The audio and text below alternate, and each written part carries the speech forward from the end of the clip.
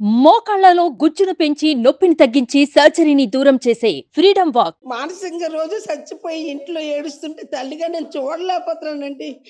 అదే స్నాప్‌చాట్ అట్ట చూడగానే అప్పుడు మాయమైపోద్దట, అది కనిపించదట. చూసేసి నాకు చెప్పి ఏడుస్తుంటే తల్లిగా నేనేం చేయగలనండి? అలాగే రోజు పిచ్చిదైపోతుందండి మానసికంగాన. ఈ పరిస్థితి ఎన్నాళ్ళ నుంచి భరిస్తున్నారు? ఇది ఈ పరిస్థితి 3 నెలలు, 4 నెలల నుంచి భరిస్తుందండి బాగాన.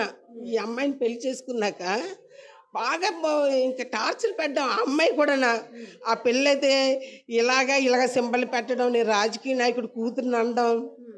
అయితే అయితే రాజకీయ నాయకుడు కూతురు నేను ఏమైనా చేయగలను, నువ్వేం చేసి పీక్కుంటావు, నా కూతురు ఉందే, నువ్వు పెళ్ళైనడే అంటే నీకు సెకండ్ నాకు ఆడే కావాలి. నా ఇంటి పేరు కూడా నేను మార్చుకున్నాను, త్రిపురాణ అని. అమ్మాయి ఎక్కడండి? ఆ అమ్మాయి వెస్ట్ గోదావరి అమ్మాయి ఇటండి కనుక్కుంటే, రాజమండ్రి అమ్మాయి. ఎవరు పొలిటీషియన్ కూతురు? ఆ, ఏంటి ఐడియా? తెలియదండి. నాకు బ్యాక్గ్రౌండ్ ఉంది, నాకు రౌడీలు ఉన్నారు, పొలిటీషియన్ కూతుర్ని, నాకు బోల్డ్ డబ్బు ఉందని బెదిరిస్తుందండి. అమ్మాయి ఈ అమ్మాయి రోజు నేనేం చేసుకోవాలమ్మా, నా కూతురు కోసం బతుకుతున్నాను, లేకపోతే మీకు ఎవరు చెప్పకుండా చచ్చిపోతున్నానని ఈరోజు ఏడుస్తుందండి. తను పాస్కి వెళ్ళి నేను కాపలా ఉంటానండి. నేను కూడా అంత బాగాలేని మనిషిని. టాయిలెట్కి వెళ్ళేస్తే నేను కాపలా వెళ్తానండి, భయం ఏం చేసుకుంటుందో అని.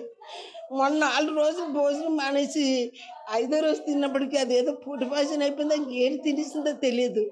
మొన్న మేడం మొత్తం వీడియోలు ఉన్నాయి. బెహరా హాస్పిటల్ ఉంది కదండి, గోపాలకృష్ణ దగ్గర రాత్రి అంతా ట్రీట్మెంట్ అయిందని కావంటే అలా అక్కడ ఇస్తారు సాక్ష్యం. 2 రోజులు 3 రోజులు హాస్పిటల్లో ఉంచి పంపించారండి, ఫుడ్ పాయిజన్ అయిందని చెప్పారండి. ఎవరో కొంతమంది మగవాళ్ళకి వ్యసనాలు అన్నది చూస్తూనే ఉంటాం. కానీ నేను కూడా విన్నాను ఆ కాల్ రికార్డ్స్, అతను మాట్లాడుతున్న తీరు. పిల్లలు ఎవరికైనా పుట్టేస్తారు అంటే ఈ భాష మీడియా ముందు, కెమెరా ముందు మాట్లాడకూడదు. కానీ అతని మీద ఎంత అసహ్యం వేస్తుందో, ఏం జరిగిందో భార్యాభర్తల మధ్య తెలియదు. కానీ మరి పాప అని ఈమె అంటుంటే 2 చుక్కలు లోపలికెళ్తే ఎవరికైనా పుట్టేస్తారు, ఎలాగైనా పుట్టేస్తారు అంటున్నాడు. అసలు అతను మనిషేనా? అతను ఫేస్ లో ఉన్న బ్యూటీ క్యారెక్టర్ లో కోసన కూడా లేదు అనిపిస్తోంది. చాలా దారుణంగా. ఏంటమ్మా ఏ సందర్భంలో అంటున్న మాట్లాడు? భార్యకి సెక్స్ చేయడం రాదంటాడండి. పాప ఎలా పుట్టిందంటే 2 డ్రాప్స్ వేస్తే కొద్దివాళ్ళకి కూడా పుట్టేస్తారు అంటున్నాడండి. ఆడు వాళ్ళ అమ్మకి అలాగే పుట్టాడండి. ఆడు మనిషే కదా, అమ్మకు పుట్టినాడు ఏమన్నా అలా మాట్లాడుతాడండి. ఒక సంవత్సరం ఆ మాటలు వింటే అది విని పిచ్చిదైపోయిందండి నా కూతురు. అమ్మ నాకు సెక్స్ రాదు అంతే, అది తల్లికే చెప్పుకుంటుందండి పిల్ల. వాళ్ళ నాన్నకి వాళ్ళ తమ్ముడికి ఏడు చెప్తామండి. ఇప్పుడు వచ్చేళ్ళకి మీరు ఎంత బాధపడుతుందో తెలియదండి. బయట తిరిగిన వాళ్ళకి ఏం తెలుస్తుందండి. తల్లిగా నేను అనుభవిస్తున్నాను.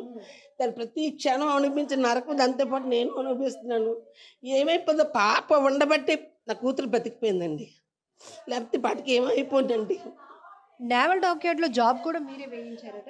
అవునండి, మాకు తెలిసిన వాళ్ళ ద్వారా నేవల్ డాక్యార్డ్లో మేమే వేయించామండి. మేమే వేయించాం. వాడికి అసలు గతి లేని ఎదవాడు, బ్యాక్గ్రౌండ్ లేదు, ఏమీ లేదు. సుజాత నగర్ అండి.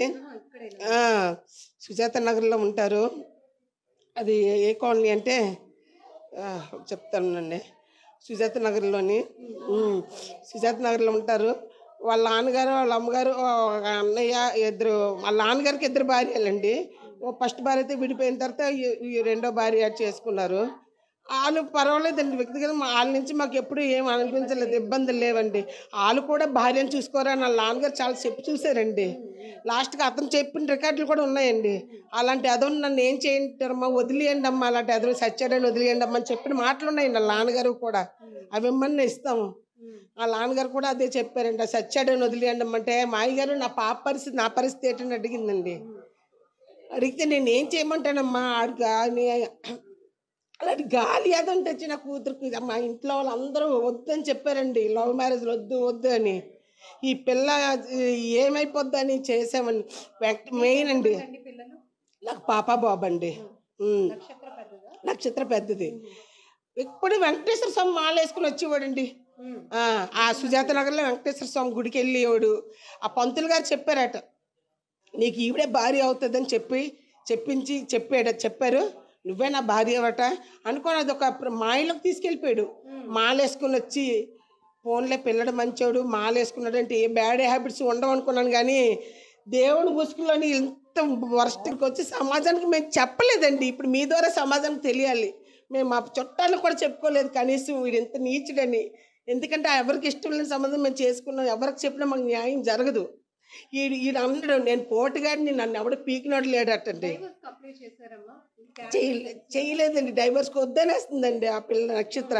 నాకు డైవర్స్ కాదమ్మా, వాడు మారాలి, పాప ఉంది కదా తండ్రి అని. కనీసం ఫాదర్స్ డే రోజు పాప ఏడ్చిందండి.